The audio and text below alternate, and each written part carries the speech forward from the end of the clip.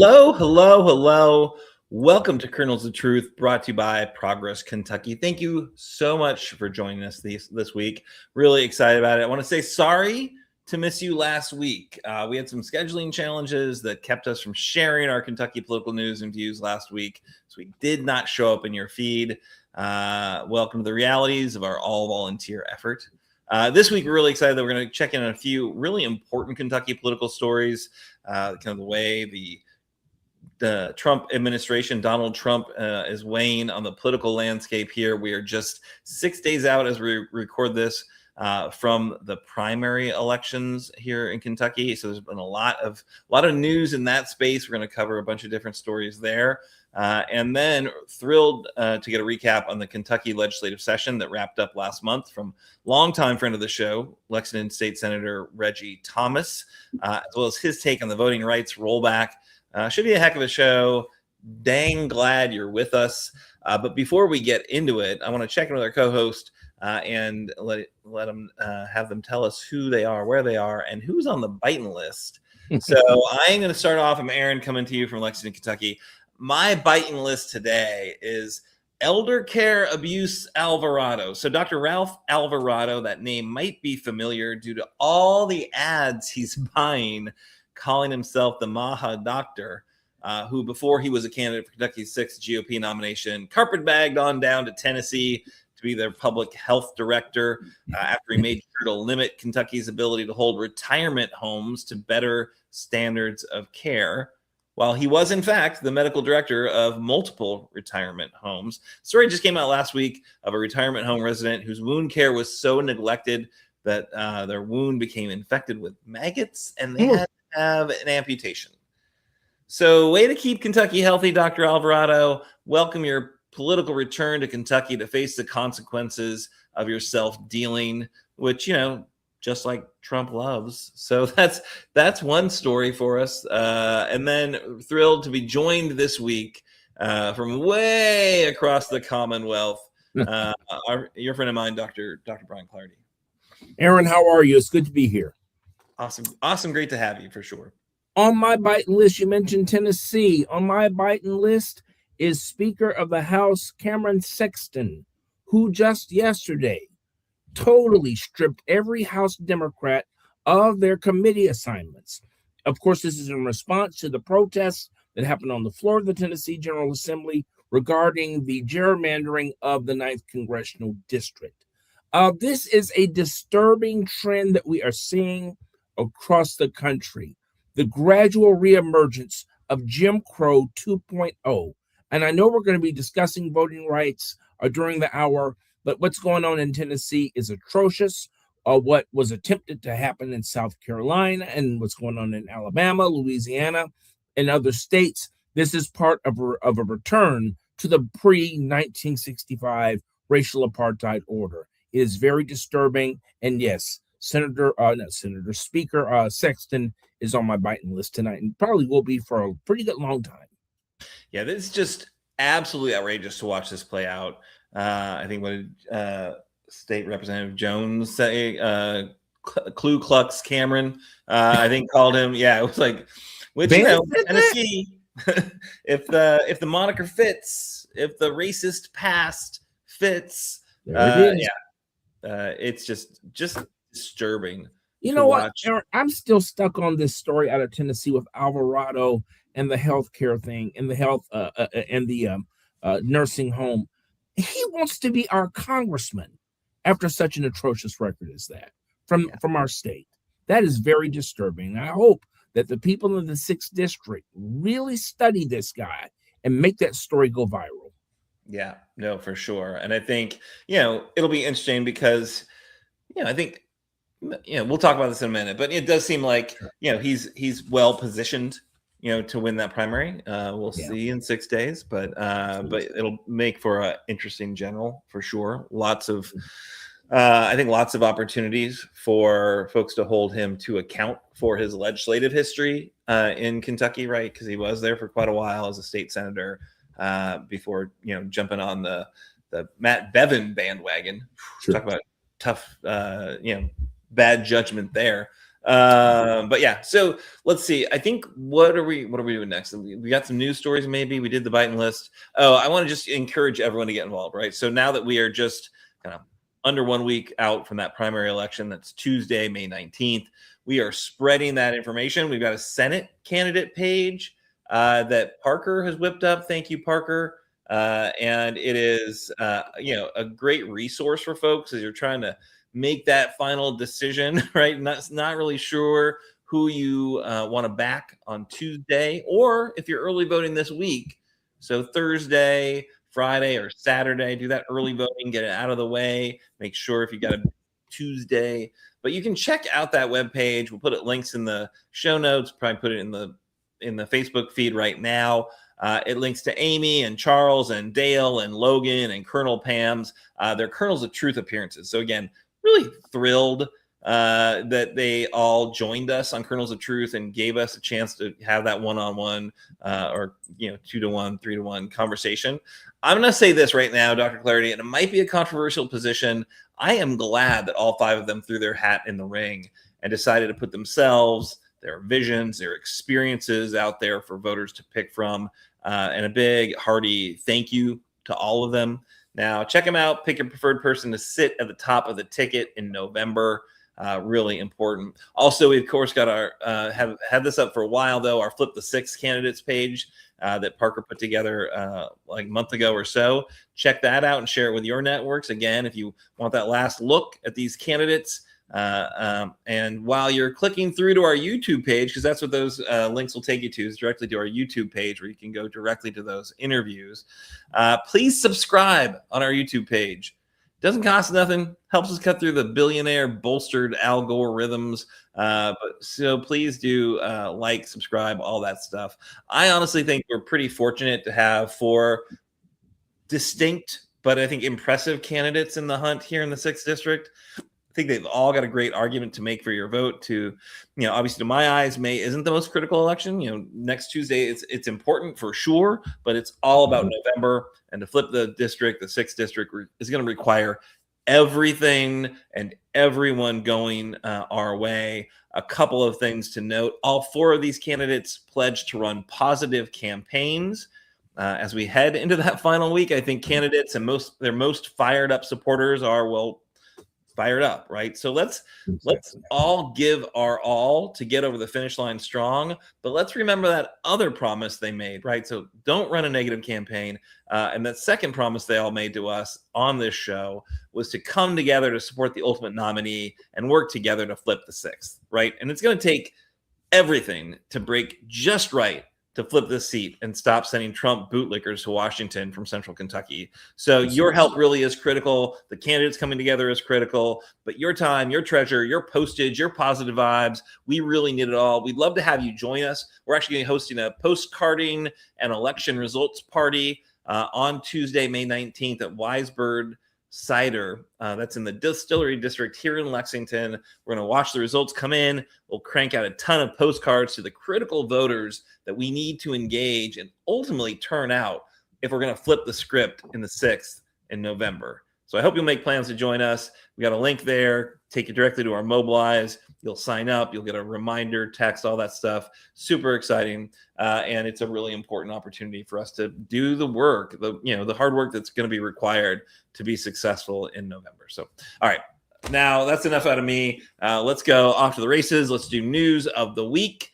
And I think the first story or series of stories on a topic is coming to us from Dr. Clardy. Yeah, before I get into that, I just wanted to say this one thing right quick. I am so glad that we had the full and energetic series of candidates and the type of candidates we had running for our nomination. We've had a hearty debate. I think we will do well with whoever gets the nomination next week. We put the Democrat in democratic politics. We put democracy in. The Republicans went from having a mud fight to a coronation.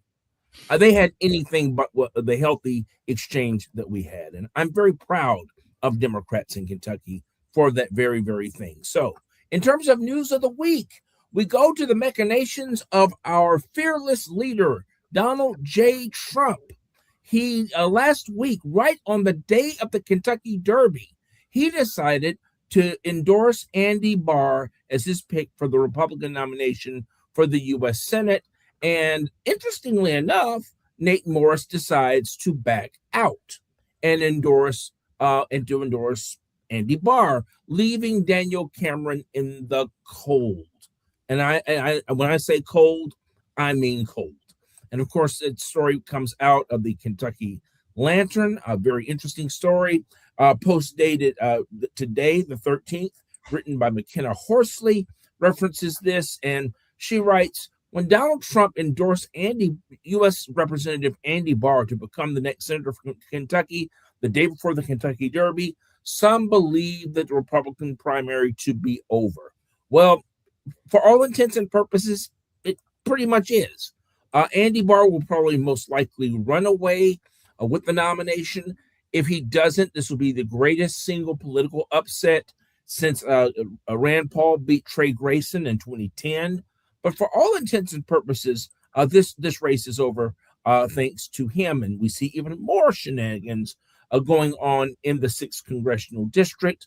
And in the 6th Congressional District, this is where the Democratic candidate, or the congressional candidate, drops out and supports Alvarado. Here again, yet another coronation.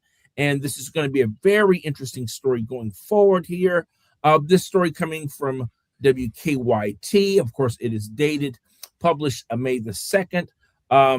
Adam Arquette announced that he was withdrawing to endorse Senator Alvarado.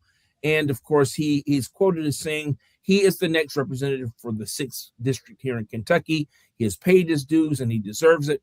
And I need everyone who supports me to show their support and vote for Dr. Ralph Alvarado on May 19th and deliver him a large win in his district, he said. And my response to that is not so fast. Mm-hmm. Because I believe that the Democratic Party will nominate a very forceful candidate in the 6th district, and the party will come together to support that nominee. I have no doubt about that. From what you told me about the election night party, it seems to me, to quote our former president, Barack Obama, the Democratic Party in the 6th Congressional District is fired up and ready to go. And then, of course, we have the 4th district race. Here again, the president putting his thumbs on the scales and supporting Ed Gallerin as opposed to his arch nemesis and former ally Thomas Massie. Now, this is going to be a race the whole nation is going to be watching. And this is why. Thomas Massie went from friend to foe of the president of the United States. And it seemed that the minute that Thomas Massie disagreed with him on the Epstein files and also on the Iraq question, as well as spending and different other things, Trump, as predictably as he often does, turns on the people who supported him. Now, Massie is no pushover. And certainly, I disagree with Thomas Massie on 90%, 95% of what he has said and done in Congress. But I think Massie's going to give him a run for his money.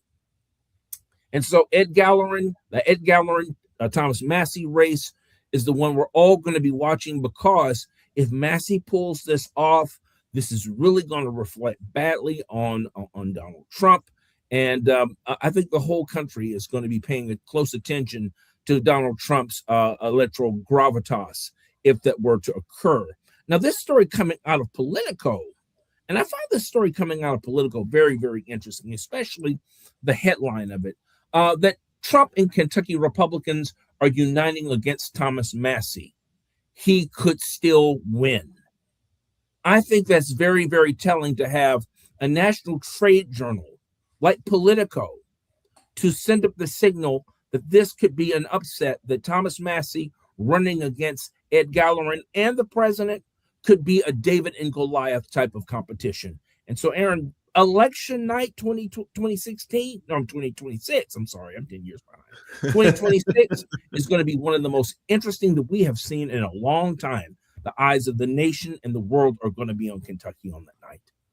Yeah, it'll be super interesting. So that we're doing our postcarding party because, of course, our Flip the Six campaign is not really about the primary; it's about the general. And we got 20,000 voters that we've identified that we want to.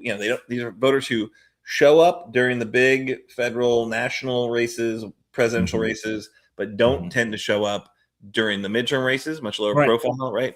And so we've got a plan to get to all 20,000 of those voters, get their feedback, ask them what they're thinking about, how they feel politicians are responding to their concerns and issues, and what are their concerns and issues. Like the first thing we do is ask them to take a survey. So to do that with a volunteer army, to get 20,000 handwritten postcards, we had to start a while back, and we're still going. And I think we're closing in on the halfway mark. So I really do hope folks show up on the Tuesday night election night watch party. We can watch those results come in. We'll see if Trump had enough political juice to take down Thomas Massie. I do feel like that's one of the most interesting decisions that we're going to find out about on that Tuesday night. But of course, as you detailed, Trump has got his thumb on the scale all over the place. Here in Kentucky, picking Andy Barr, who I think a lot of folks thought was the ultimate winner, right? So him picking Andy Barr is not necessarily going out on a limb, but clearing the field by buying off Nate Morris with an yet to be disclosed ambassador position. That is I'm sorry, I have Trump derangement syndrome. I know that, so I can't really put myself into the position of a GOP primary voter. But if I was all in for Nate Morris, if I was canvassing for the guy, if I had a big flag in my truck as I drove around, because I think GOP voters like to do that, and then I saw Trump buy him off because I was a big Don Jr. supporter and he was behind Nate Morris, and that the whole thing is pretty gross. I don't know. It's very bizarre. Pretty gross. And Aaron, I'm going to tell you, if I were Daniel Cameron, I'd feel this small right now. Yeah. Because he has carried more water for Donald Trump than Gunga Din. and Donald Trump completely spurned him. Yeah. Amazing. Yeah. Yeah. No, I'm rooting for Daniel Cameron. I'll be honest. I don't think it's going to happen. I don't think he's going to jibe with the Freedom Caucus enough to get them fired up and behind him. But it's the Republican side of the aisle is pretty interesting to watch. Again, on the Democratic side, and I will say this. So you noted that Alvarado, who I talked about at the top of the show, Alvarado's gotten that Trump blessing. Again, a lot of it's he's picking the winner. So very interesting to see how that happens and how that'll play out. But I was so I live obviously I live in the 6th district. I live in Lexington, and in the Lexington, as I drive around Lexington, I'll see a few yard signs. And again, yard signs don't vote. So it really doesn't matter how many or if any yard signs you see, right? But I have not seen a single GOP yard sign in my travels throughout Lexington. I see there's some Sherilyn signs because I'm driving through her old house district, right? And then you'll get onto Richmond Road and some really fancy houses. Oh, there's a couple Zach Dembo signs. Then I take a right into the more kind of grassrootsy neighborhood, and there's some Aaron Petrie signs. It's interesting to see it all play out for sure. But wait one quick second. So I go to the doctor in Winchester, Kentucky, because our healthcare system is stupid. I can throw a rock to a bunch of medical facilities that are in my neighborhood, but none of their doctors were taking new patients. So I have to go out to a clinic in Winchester, Kentucky, which I have no complaints about going to Winchester. I love Winchester, and I love the drive to Winchester. It's winding through the country, the horse farms. I don't get on a freeway. It's bucolic splendor to a T, right?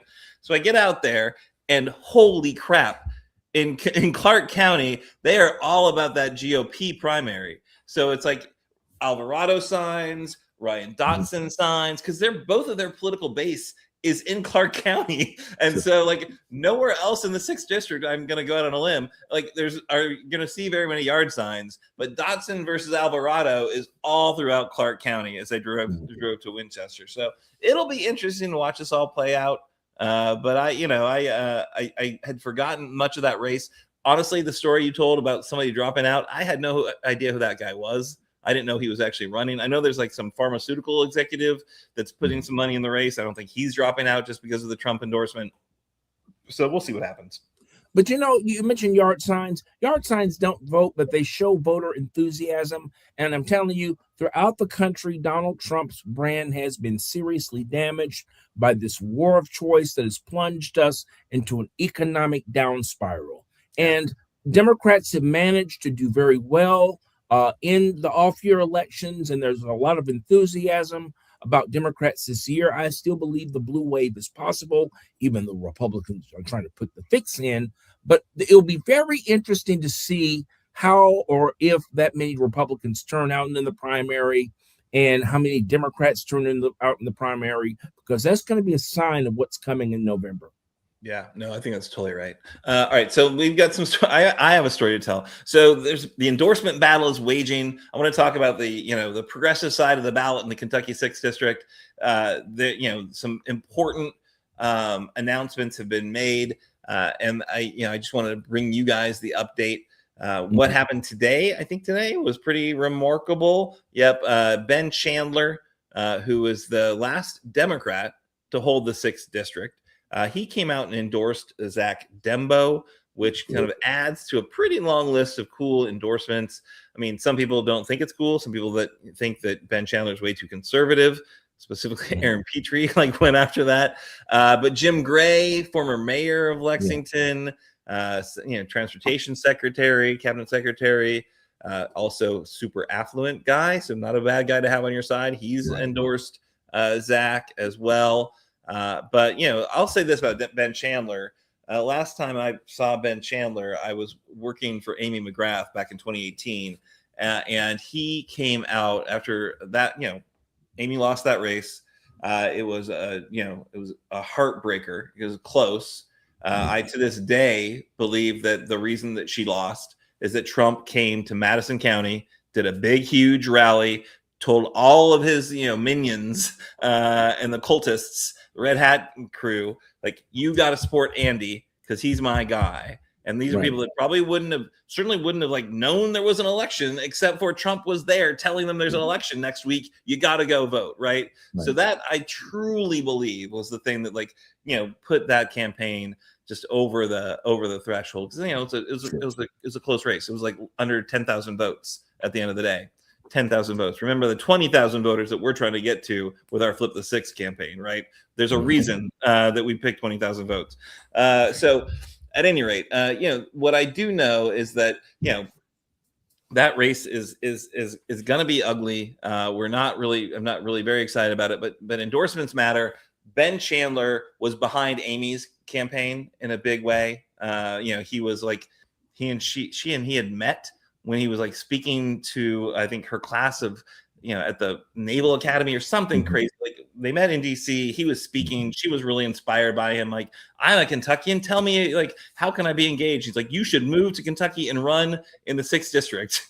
And Ben Chandler was always there, a mentor to her in that race. And he gave this barn burner of a speech to the team that was working at Team Amy, which was a big team. She had so much money, and she had hired so many field organizers in that 2018 race. And we were just broken. We were just so devastated by that loss because people had worked so hard. And he came out and just gave a barn burner of a speech about how hard we'd worked and how hard the job was and how impossible, how much of an uphill battle it had been. He's I know this district, this is incredibly hard to flip, and you guys worked so hard. And I won't give up all of it because it was not a public, a speech for the public. But at that day, I was oh my God, Ben Chandler, I love you. The way you put this out was so inspiring and informative, and just so to see Zach get that nomination, it's kind of a big deal. Some people took to social media to kind of call him to task because apparently Ben Chandler's not liberal enough, which again, district Kentucky congressional representative wasn't ever a really liberal district, so who knows. But let's just go through the different endorsements. Some really important endorsements have come in this final week. Zach Dembo got the Lexington Herald Leader endorsement, so that's always a big one. I mentioned Jim Gray. The National Education Association's PAC has endorsed him. This one is really interesting. And Aaron Petrie has not gone out of her way to spill tea. Like, she does not. There's no saucer under her teacup. Sure. She's like, all the tea, I'm going to spill all of it. So she has maintained that she met with KEA and asked for their endorsement or asked them about their endorsement process. And they're like, hey, we are not going to endorse in the primary. There will not be an endorsement happening. And then she blinked and they endorsed Zach Dembo. She didn't feel really good about that. There's also a lot of history between Sherilyn Stevenson and KEA. So the story out there is that KEA doesn't like Cher because she is firmly in the AFT camp, and there's the competition between teachers unions, and Cher came up through AFT or through that Kentucky 120 United crew, and Cher, of course, a huge champion of public education. So one would wonder why would the KEA do anything but endorse Cher if they're going to make endorsements in her state house race, but they endorsed Vanessa Grossel, who was the Republican, which, if you know anything about, policies, the Republicans have not been amazing on education. The Democrats have always been better, but I think that you're like, oh, what's our political advantage here? What can we do? So they endorsed Grossel. Grossel ultimately won that race by just a hair. And so there's not a lot of, love lost between KEA and AFT and Cher. And, so the idea that Zach Dembo got that endorsement, so there's some folks who are like, I don't want that endorsement, really. These folks are a little problematic. And I'll be honest, we've had KE on the show. I've always kind of, appreciated their engagement in the political process. I think they're smart political operators. And obviously this is a very red state. So, you do what you need to do, but kind of gross, really. And then ultimately, Sherilyn Stevenson got a lot of endorsements as well. She got former Governor Paul Patton. She got, again, AFT. She got the AFL-CIO, so a lot of labor has come. Basically, all the labor has come in behind Cher.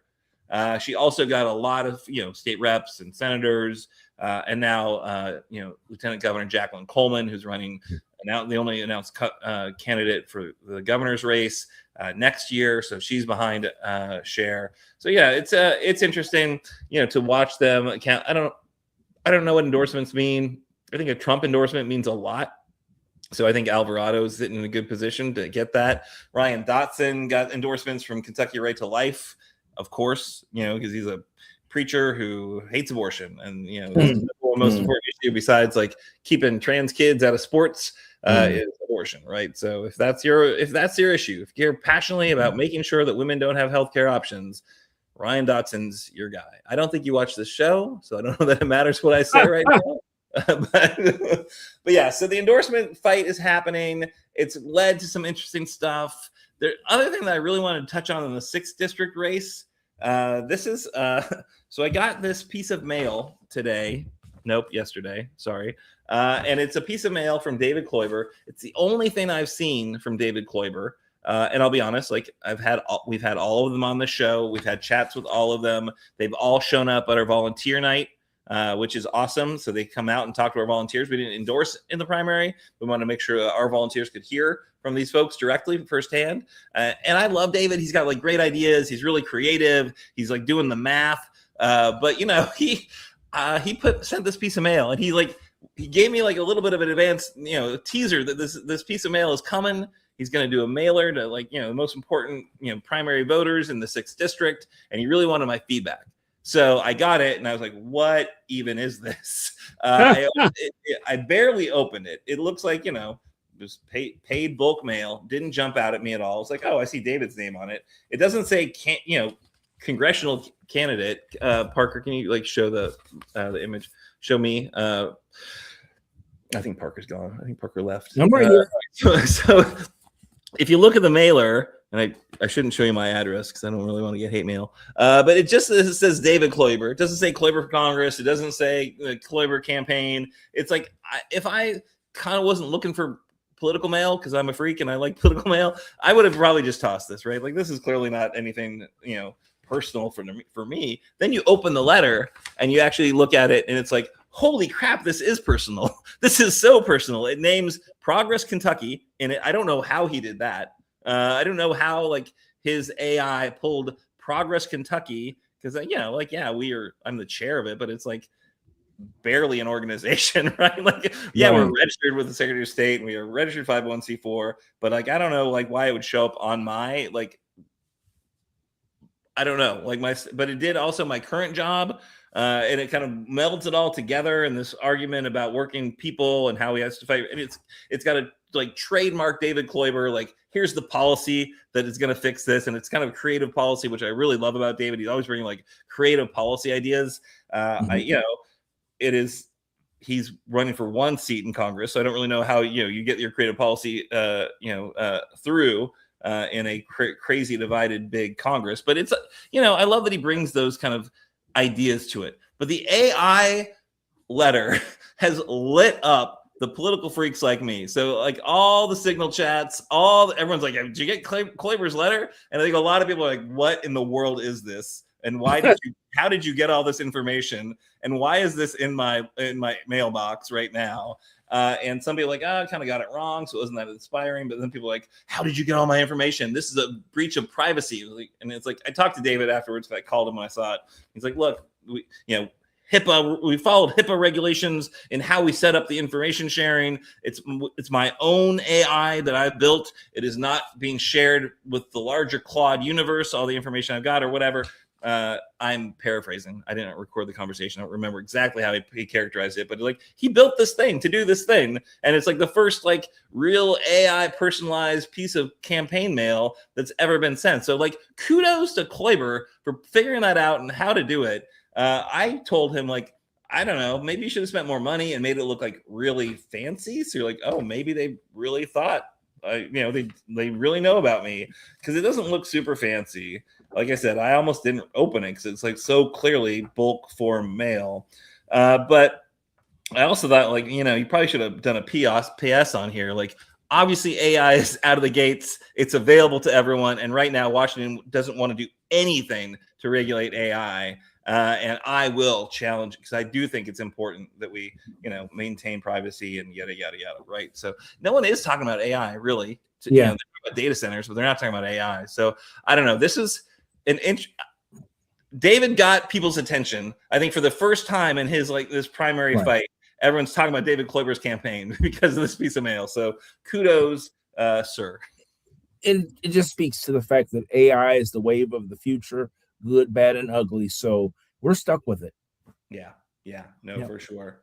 All right, so we're gonna do one thing really quickly because we've got an amazing guest who's been waiting very patiently for like really 2 weeks.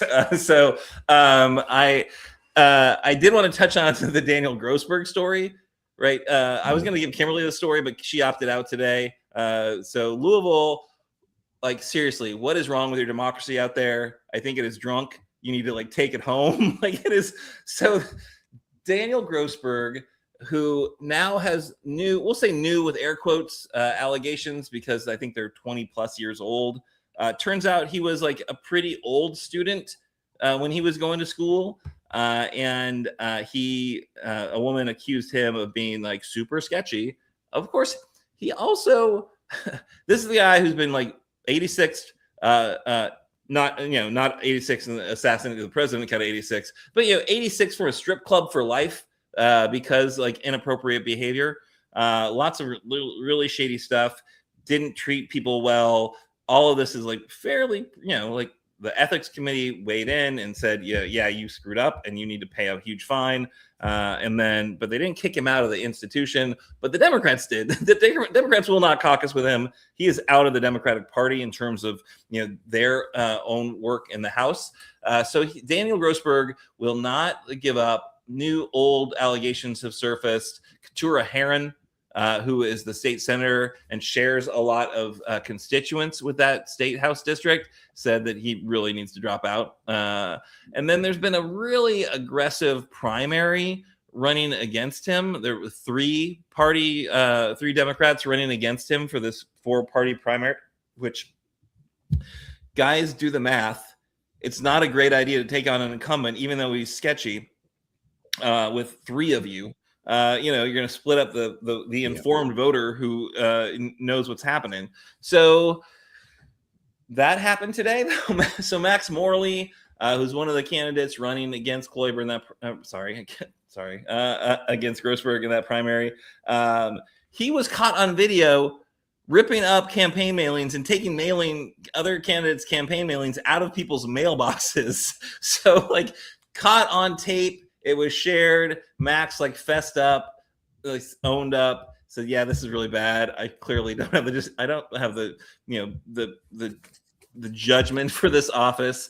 And so he's bowed out and encouraged, said that he's voting for Cassie Lyles, but that both the other two remaining candidates care deeply about their community and its future. So, they really want it. I think Max did an honorable thing as much as like, I said it earlier, right? People get fired up. They get heated up. They're working really hard on these campaigns. They do not make the best decisions. And, especially in that final week. So stealing mail and ripping it up, that's a horrible decision. Making this decision of like, actually, yeah, wow, that's rough. I'm going to step out because I clearly have just demonstrated people can't, I can't earn their trust when I behave this way. So kudos to Max. Really just, I don't know. As much as it was horrific behavior, the way he responded to being caught and called out, Daniel GROSSberg might want to follow that example. But yeah, GROSSberg, you're gross. Get out of here. I encourage everyone to vote for Cassie Lyle. I don't know anything about these candidates. Vote for one of those two, not GROSSberg. All right, so that's it. I think on the political story. But again, Louisville, you've got some crazy stuff going on. Is it the 44th House District where they've all been in prison, or they've all been in jail, they've all been convicted of crimes? And then, oh boy, my God, what is going on, Louisville? All right, I can say that from Lexington. I'm sitting in judgment in Lexington, but at any rate, can we should definitely bring on our co. I want to give you a chance to respond to any of those stories that you want, Dr. Clardy. But I just wanted to say this: how disgusting do you have to be barred from a strip club? Seriously, dude, resign already. I mean, the party is right against you. I mean, you are giving the Republicans an issue to run on. Not that, they're squeaky There's clean. Not even a Republican in this. Like the primary is the election. No. But I'm just saying, when the Republicans throughout the state are going to point to this guy, and they're going to try to make him a poster child. I'm telling you, that's how they roll. Well, if they had actually allowed for any ethics rules changes when their crew was accused of all sorts of untoward behavior, sure. They all just like put him. But this guy needs to hang it up, and I've been hearing about him for well over a year now. And every story I hear about Dan GROSSberg, and he really puts the gross in GROSSberg, it gets worse and worse and worse and worse. I mean, even Richard Nixon, when the tapes came out and the 18-second gap and all that, even he had the decency to resign. So, GROSSberg, please, for the love of all any shred of dignity you have left, please resign already. Just go. Like you said, lifetime ban from a strip club. What dignity do you have? All right, so let's bring on Senator Reggie Thomas, a man who is just steeped in dignity, and who we are so glad to call a friend of the show. And we're excited to have you back because you're not grocery shopping, which if you're a longtime watcher of this show, you know that we've had Senator Thomas join us from a few different spots. One of which was he was grocery shopping when he caught us up with what was going on in Frankfurt. But I appreciate that, Sir, how are you? Aaron, I'm doing well. I got to tell you, I have really enjoyed your show. I've enjoyed Dr. Clardy comments as well. It's been both enlightening as well as entertaining. So that's what we aim do our best. That's what we aim. It's like, I'll be honest. This is a labor of love. We don't have the views to make this like, oh yeah, we can't cash in on this. Like, this is not going to be a thing where we're getting rich doing this. This is a labor of volunteer love because we know that Kentucky deserves better politics than we have. Absolutely. And we think it's really important to remind people what's happening in Frankfurt And ideally have a little fun while you do it. Right. Laugh or cry sometimes. I don't know. I tell you. Well, you want it to be fun, at least sometimes, because I've been in an environment a lot this session where it wasn't so much fun. Yeah. Well, so tell us. Yeah. Tell us about how did the session go, sir? And I would say middle of the road. I've seen worse sessions. I've seen us come up with some really bad legislation. There was nothing really horrific about the legislation this time. There were certainly some missed opportunities. And as I've said publicly already on numerous occasions, I'll say here again tonight, the fact we did nothing on affordable housing was a really strikeout for us. Because that's one of the critical issues that we have to deal with here in Kentucky and across the nation. You've got a lot of young people who can't afford homes. The availability of affordable homes is just not there. We've had some projects in place that haven't come to fruition yet, and for us to leave this session with making affordable housing a priority and then not following through on that, it's just bad. It's just bad. And we got down to the wire the last day and just couldn't get across the finish line. And so now here we are again. We have to wait 2 more years before we do anything significant to try to live up to that American ideal of the white picket fence and people owning a home and having a family and having a piece of the rock, and not honoring that. It doesn't make us as a legislature look very good. So that was the biggest missed opportunity. From a Democratic standpoint, the fact we did nothing again, Aaron, with regard to universal pre-K is another horrible missed opportunity. You've got 5 of the 7 states around us now, Aaron, that have some form of universal pre-K who recognize they're getting children in there early, letting them have socialization skills, letting them learn the fundamentals, the building blocks of education, reading, basic math, building a vocabulary, all those things that help make us a strong, educated, and enlightened society.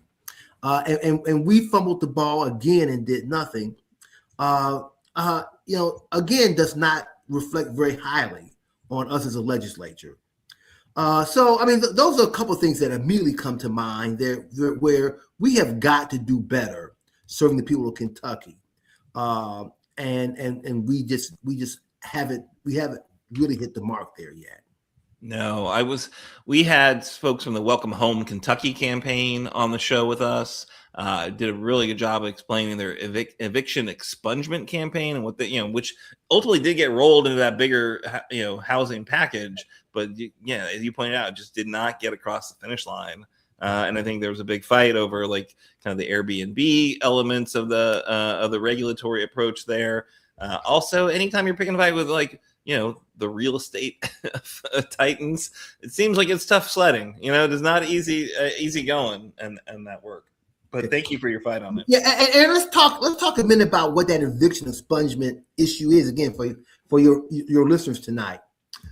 What that does, it says that if you had someone charge you with an eviction and it got dismissed,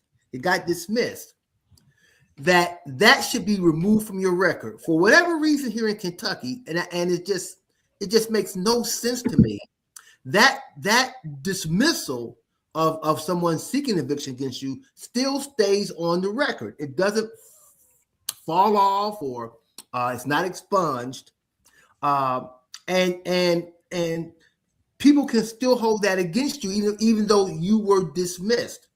What we have in Kentucky now, that if you committed a felony, if you were found guilty, you can get that expunged. And we have that process now. That's a good process.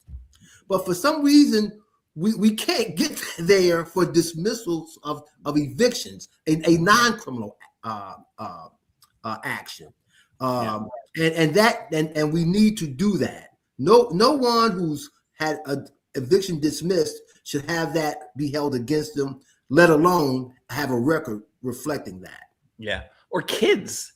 the kids who weren't like on the hook for paying the rent can get swept up in that too. It seems like, geez, that's horrible. Come on, people, have a heart. Yes. And then anything that you're especially proud of, though, something you did actually, how do you feel that you all did in the budget fight? Like, I know it's a budget year, so it's the number one most important job is funding the government. How do you think you all did? Well, let me say this. I do think that we did a decent job. I would give us a C plus B minus average in not cutting the state government budgets, the executive budget. All the various departments, the cabinets of the various agencies. That remained the same. KET, they were not cut, and they were being threatened with anywhere from a 3 to 4% cut. I think keeping them neutral was okay. That was okay. Yeah. I think with regard to the SEEK formula, having modest increases there where they did not get hurt was, again, okay, not great, but okay. Yeah. I did not like the fact that we cut higher education. I think that's always a bad act, because we want students who leave high school to be able to go to college or community college, get a credential or get a degree, and move on and have a better life ahead. So I think those were okay. I guess the biggest thing I would say that we did, and it's a victory, but it shouldn't have been so much of a fight. And that was to protect the Imagination Library, founded by Dolly Parton and championed initially by Morgan McGarvey, who's now a congressman, and now by Cassie Chambers Armstrong. To have to fight to keep that intact. I mean, really, Aaron, who can be against buying books for children that are 2, 3, 4 years old, and encourage their parents to read to them, and having a student a child get a book every month and build a library of children's books? Who can be against that? I mean, that library was at one time threatened to be eliminated from the budget altogether. Yeah. And again, Cassie led the fight on that. Senator Chambers Armstrong led the fight on that for us. We backed her, and we got that funding restored. But it shouldn't have. That should have been an easy issue for us. Who picks a fight with Dolly Parton? Like, come on. Like, that is just, woo. That seems like that's a bad idea. A really bad idea. People are. Dolly certainly flexed her muscle in Kentucky. Honestly, there was a side of me that was hoping that they were going to do it, because then we could like hold that against them forever. But no, it's an important program. Kids got to read. Look at Dr. Clardy. He read a lot when he was a child, and look at all the books behind him. That's right. He's got them all. That's right. Exactly. So that's my assessment of the session. It was a fair to middling, a C plus B minus average. Could have been worse. I would give us as a grade. Could have been worse. Hard to be better with the stakes that you guys have against you. Right. So. Dr. Clardy, I know you are chomping at the bit to talk about the VRA. So, like, a whole lot has happened with regard to the Voting Rights Act of 1965. We saw the Supreme Court ruling out of Louisiana, and we've seen state legislators start to gut congressional districts. We saw it in Tennessee for sure. We're seeing it happen throughout the country, and even some people are looking at some districts here in this state, looking at the 3rd district. And you have this comment from T.J. Roberts, of course, Republican from Burlington, who says that the fact that there's a Democrat member of Congress is entirely an act of grace from this Republican supermajority, and it is an act of grace that we do not have to offer the Democrats. What do you think of this attempt to dial back to the 1965 order, to reinstitute the second iteration of Jim Crow, and to eliminate the 3rd district, even just a hint of that, the thought of that? And they have just enough courage to try to do something like that. What's your take on that, Senator? Dr. Clardy, this is a very serious issue. And I'm going to tell you very firmly that what we're seeing happen in this area of voting rights, particularly with regard to districts represented by Black Congresspeople, is an attempt to roll back to the 1950s when Blacks couldn't vote and Blacks had limited, almost no say in Congress. That's what we're doing right now. And yeah. I think it's incumbent not just on Black people. So I want to say this on your show, Aaron, but all right-minded people, all people who think democracy is important, to really rail against this and fight against this, and be resolute that we are not going backwards. We're not taking it's just disgusting. Just let me be very plain spoken on this. It's very disgusting. This is a problem, and we've got to be, again, firm, determined, resolute, and resilient in fighting against this, and encouraging people who believe like we do in democracy to vote against this and win these elections in spite of the efforts that we're seeing in Tennessee, in Alabama. You didn't even mention South Carolina, Dr. Clardy. Oh, when they tried to go, they're going after Clyburn. Okay. Yeah. So this is a very serious issue. Yes, those setbacks are devastating, but we cannot take that line down. I don't want to. That's a long answer to your question. But it's the right one. We need to build those coalitions. Yeah, it's targeting Black voters, but the freedom of one group threatens the freedom of us all. And so, yeah, all people of conscience and goodwill, Black, white, green, red, polka dot, we all have a vested interest in the outcome of this story. And I just have a really bad feeling about what's coming. So, yeah, we have a lot of work to do, no doubt. I mean, Dr. Clardy, how can the Supreme Court say that political gerrymandering is bad? Political gerrymandering is okay. Excuse me, let me rephrase that. Political gerrymandering is okay. That's what they said in their opinion. But you can't do racial gerrymandering. And yet the result of that decision is that you see these southern states doing racial gerrymandering. I mean, they are really silencing and eliminating the impact of the Black voter. I mean, you know why? You know why you can say that? It's because for many years they accused the Supreme Court of judicial activism. Well, what do you call this? This is legislating from the bench, clearly. So every criticism they had of the Warren Court is reflecting on the Roberts Court. And I see Roberts in the same spirit of Roger B. Taney, and I'll go on the record as saying that. That's a strong statement. That's harsh. That's harsh.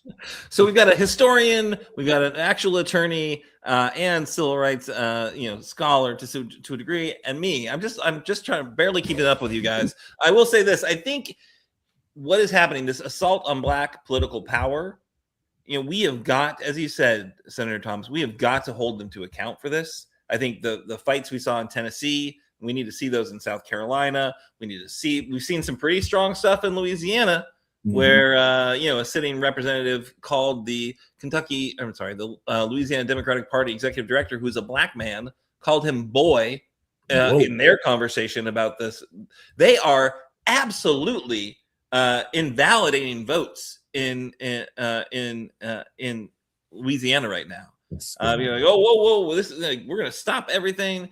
The Supreme Court has thrown out all their precedents about how you tinker with elections before elections. They are actively voting in Louisiana, and they're like, nope, we're not going to. Oh, hold on, we're not going to actually continue with that. We're going to throw out and invalidate all these votes and change the rules, and we'll tell you what the rules are later once we figure it out to make sure we can take away Black political power in a state where a third of the voters are Black people, right? It's disgusting. It's infuriating. We should all be in the streets. Every state should be in the streets, like they've been fighting very hard in Tennessee. But this is just, we cannot accept this. And just to tease it, we've got in a couple of weeks, we've got Afton Ben, who's actually a state representative in Tennessee. She's going to be on the show. She's a longtime Indivisible organizer. So she has had her committee assignment stripped from her because she was vocal about the racist, legislation that was happening. So we're excited to hear from her in a couple of weeks. But I don't know, Senator Thomas, I just like a little bit of math here, right? So this is something that, this is back of the napkin. So don't quote this, but I did some math about what's the state of gerrymandering here in Lexington. So you, sir, you sit in the one fully Lexington-centered state Senate district, right? The rest of Lexington has been cracked to dilute our blue hue, to pull in lots of rural and exurban exurb voters. So each of Kentucky's 38 Senate seats should represent about 118,000 Kentuckians. Lexington has a population of 322,500, so we should have roughly 2.7 state senators in Lexington. But instead of nearly 3, we have 1. We have you, and I'm very glad we have you. I appreciate you very much. But 6 other Senate districts snake their way into Fayette County, grabbing a corner of it, or some of it, with the rest of that district stretching over maybe one other, in the case of Madison County, or 2 or 3, 7 other, in some cases, rural, lower population, highly conservative counties. What do you say? Do you feel secure? Do you think that if they're changing the congressional maps, might they also change the state Senate maps at the same time? Clearly Trump's not telling them to do that, but while they're in there, while they've opened up the hood, do you feel vulnerable at all? Because maybe they can bring in another 8 or 9 rural districts to take all of Lexington. Well, Aaron, I've never thought about being vulnerable. I can't say I feel vulnerable. No, that thought hasn't crossed my mind. I'm not one, Aaron, who will criticize my party publicly. That's just not my style. But I will answer your question this way. When the Kentucky Democratic Party did challenge the districts here in Kentucky back when they came out in 22, they filed suit on the House districts, and they filed suit regarding the makeup of the first congressional district, which, as you know, covers both time zones. That is insane. That is an insane. It would take you hours and hours, and you would drive through 2 other districts in the most sensible way to get from one side to the other side. It's so crazy.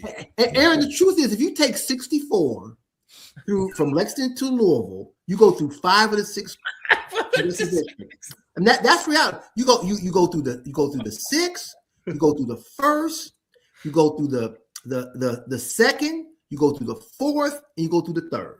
Yeah. In that 1 hour drive from Lexington to Louisville, you cut across 5 of the 6 congressional districts. That's nonsense. But let me But to answer your question, and I didn't answer your question. Your question deserves an answer. I wished, and I spoke to the party executives about why we didn't also challenge the makeup of the Senate districts. Okay, because yes, Lexington was crippled by that, but so was Bowling Green. There's another city that was hurt by that. And so I think again, and we didn't do what we should have done as a party back in 22 in challenging the makeup of these Senate districts. Yeah. And Aaron, again, I guess I'm sounding more critical of my party than perhaps I would like to. But the time has come, Aaron, where we as a party, national party, have to take seriously every state legislature and their politics. Well, you know this, Aaron, because you were with me a couple of weeks ago when we met with the DNC vice chair. And the one question I raised to him when I came there was, I think the party in 26 ought to not just focus on the congressional races. I'm not saying they aren't important, but they ought to look at every state legislative race and have play in there and provide money there. And you heard me tell them, I think Kentucky is a state that they should give some attention to and put some money into. Yeah. And I'll say this in my defense, because I vote Democrat, and I will be voting in the closed primaries. I'm going to vote early. I'm going to vote tomorrow, but I'm only under duress. I'll be honest, because I have zero options to vote for a party that truly takes climate change seriously and does what's required. The party that's truly fighting to make Roe v. Wade or better access on abortion care, the law of the land. It's like a lot of people beat up on the Democratic Party, and I get it. I fully get it, because holy crap, that's the best option we've got. And I don't take this the wrong way, Senator, because I think you fight for the important fights and you do them in a strategic and smart way. But I'll be honest, I'm a Democrat because that's the best we got.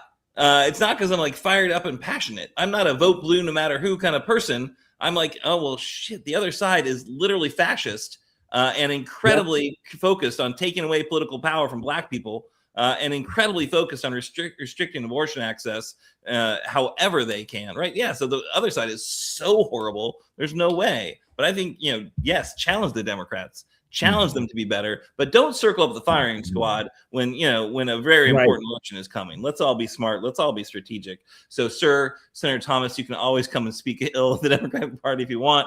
But I was really impressed with Malcolm Kenyatta, who was the speaker of that. And the reason I was at that event, which was a fundraiser for the Fayette County Democratic Party, is because I think the Fayette County Democratic Party works really hard. They work really strategically. They're doing a really good job. And also, I cannot say no to Karen when she asks me things. I just can't. I cannot say no to Karen. I'm sorry. She is doing an amazing job as a chair. I would fully agree with all of that. Yes.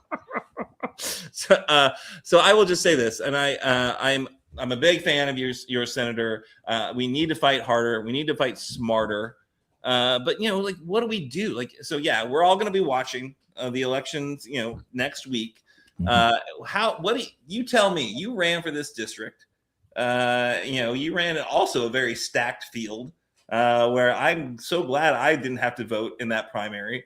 It was you. It was the mayor, Jim Gray, and it was Amy. And that's a great list of options. I'll be perfectly honest.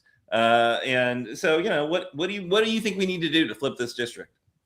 Well, Aaron, and I'm not just going to pat you on the back just to be a nice guy, but I think your point from the very beginning, going back to January, is right.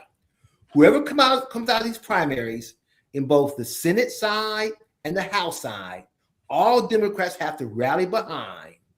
And get behind fervently, and just support them and work to get others to come along as well. We got to be united. We got to be together, and there can be no separation between us. When it comes to these candidates, whoever wins, and that's what I feel. As I told you, Aaron, privately a couple of weeks ago, I wouldn't rule out success we could have in that Senate race. I don't think that's a Republican given. Nope. And I do think we will win the CD6. I really do. We just got to be firm and be together. Yeah. I'm going to roll the tape, though, sir, on you. You are always an optimist in terms of elections, and I appreciate that about you. That you always are no, we can do it. We've got good candidates. Why wouldn't people do this?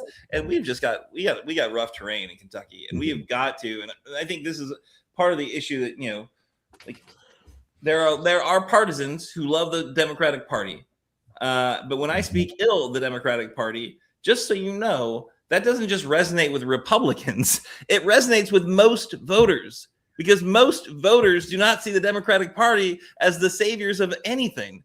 But most voters see what Trump's doing and go, God, that's horrible. We got to have an option to that, right? So the Democratic Party has to look at their soul. They've got to figure out what do they truly stand for? What do they truly? And this was actually Malcolm Kenyatta's point, if we recall, right? It's you got to talk about what you're doing, where you're going, how you're going to get there. That's what people need to hear, right? So, and I think he was totally right about that. I think his boss is screwing up the Democratic Party for something fierce, but I really liked him. Yeah. And I know we're running out of time, but let me make this one point. Let me leave you and Dr. We've already gone so long. Okay. With some good news. Okay. And that is, you will hear Susan Lamb, who's the Fayette County clerk, inform people, you hear it tomorrow, that when you look at absentee balloting and people voting before early voting and people asking for absentee ballots, those numbers are higher now than they were for the 2024 presidential election. That the people voting and requesting absentee ballots and voting, those numbers are higher than they've ever been for a non-presidential election and are ahead of where we were in 2024. So I'm really encouraged about the kind of turnout you're going to see Tuesday evening at 6:00 with regard to this primary here in Fayette County. That's exciting. That's we're great. already breaking records. That's awesome. And I do think you're totally right. That idea of coalescing around the candidate at the top of the ticket in the Senate race in the 6th district throughout the entire Commonwealth, wherever these races are happening, we got to come together. We got to fight really hard. And I think in doing that, you do define what the Democratic Party truly stands for, right? So ideally, those standard bearers are going to do a good job. I did not ask, we had all the Senate candidates on the show. I did not ask them all pledge to come together because there's like bad blood. There is bad blood in some of those candidates. But I'm glad to see them running. I'm glad to see them like putting out there. What's your pick? Who's going to win the Senate race? Who do you think? Aaron, let me not answer that question. I hate to not avoid answering that question, but I know what I say, resonates. So I'm not going to pick a winner in that. I think people know in the CD6 I did endorse Shirley Stevenson, but but if Zach wins and Zach has a strong, as you mentioned earlier, a strong list of endorsements, then Zach will get my. Uh-oh, we have a little come bit May of 20th. So I am not going to pick a winner and loser in those two races, Aaron. I'll be excited like you to watch the returns and go from there. All right. Well, if you're around, come by Wisebird Cider. We're going to have some great actives filling out postcards. And if you're in town, send me that address. I probably will come by. Yeah, it's the Manchester down in the Distillery District. Okay. There's a food truck too. Sir, as always, you are truly a wonder, and you're just an absolute gift to the Lexington political scene and establishment. And we appreciate the hard work you do in Frankfort, because I'll be honest, it cannot be satisfying all the time to have the fights that you have. Well, thank you. I appreciate that. And I always appreciate your show, Aaron. That's why every time you ask me to come on, I gladly accept. Excellent. Well, thank you, sir. All right. So I think that's our show. Like we've gone long. There's some close up stuff we got to do, sure. But I'll talk politics with Senator Thomas for as long as he'll have me. It's always just a true gift and a true blessing for sure. Dr. Clardy, you also are a true gift to our political conversation. Thank you. And I'm so glad that we get you once a month to join Kernels of Truth. It's an honor, and I think this is a remarkable show leading up to this very historic primary. And I ask all of you, please take advantage of early voting the next few days, and definitely come out and vote for the Democrat of your choice on May 19th. Amen. All right, you want to close this out? I'll be happy to, Aaron. Thank you very much for the opportunity. Listen, Progress Kentucky is a nonprofit organization registered with the Kentucky Secretary of State and organized as a 501c4. We are affiliated with the Individual Project and the Common Ground Kentucky Action, and we are also proud members of the Forward Kentucky Network. Progress Kentucky's goal is to educate, organize, increase voter turnout, and advance a progressive agenda through civic engagement. We'll be back next week. We will certainly be back next week. And we'll be joined by author and Kentucky Proud organizer Beth Howard. She's the author of a new book, Song for Hard-Hit People. We're thrilled to be discussing the book and her work launching Rednecks for Black Lives and how we do more big tent organizing across our Commonwealth. Production of episode 258 was by our own wonderful producer, Parker. Thank you very much, Parker. Neil Orshan wrote and performed our theme song, and you can find more information and music at natosongs.com. Now, if you miss our weekly live stream or Facebook or YouTube podcasts, and our shows are available on Apple, Spotify, or wherever you get your podcasts. And if you do listen to the pod, please leave us a 5-star rating wherever you're listening right now. Thank you for joining Kernels of Truth. Good night.